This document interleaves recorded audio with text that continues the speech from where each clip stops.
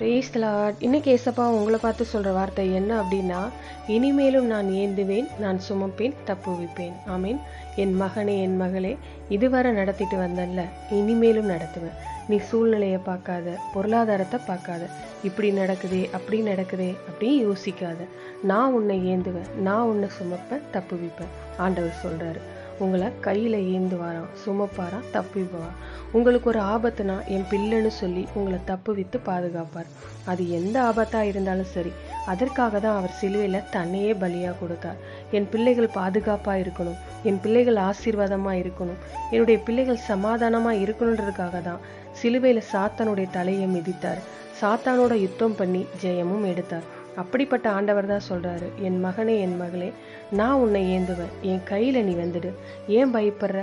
என்னோட கையில் இருந்து யாரும் உன்னை பறித்து கொள்ள முடியாது. நான் உன்னை தூக்கி சுமப்பேன். நீ ஏன் கலங்குற? எதிர்காலத்தை குறித்து ஏன் பயப்படுற? என்ன நடக்குமோன்னு கலங்காத. நான் சுமப்பேன், தப்புவிப்பேன். ஏதோ ஒரு ஆபத்தான சூழ்நிலையில் இருக்கீங்களா? என்ன பண்ணுறதுனே தெரியல.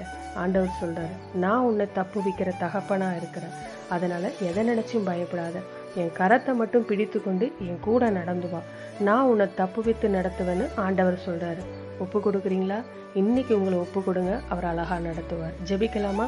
ஆண்டவரே, எங்களுக்கு என்ன செய்யணும்னு தெரியலப்பா, எங்களை பொறுப்பெடுத்து கொள்ளுங்க. இன்றைக்கு எங்களுடைய வாழ்க்கையில் இருக்கிற இந்த இக்கட்டுகள், போராட்டங்கள் எல்லாவற்றிலும் இருந்து விடுதலை கொடுத்துடுங்கப்பா. ஆசீர்வதித்து எங்களை மகிழ பண்ணுங்கப்பா. இயேசுவின் நாமத்தில் ஜெபிக்கிறோம் பிதாவே. ஆமென். God bless you.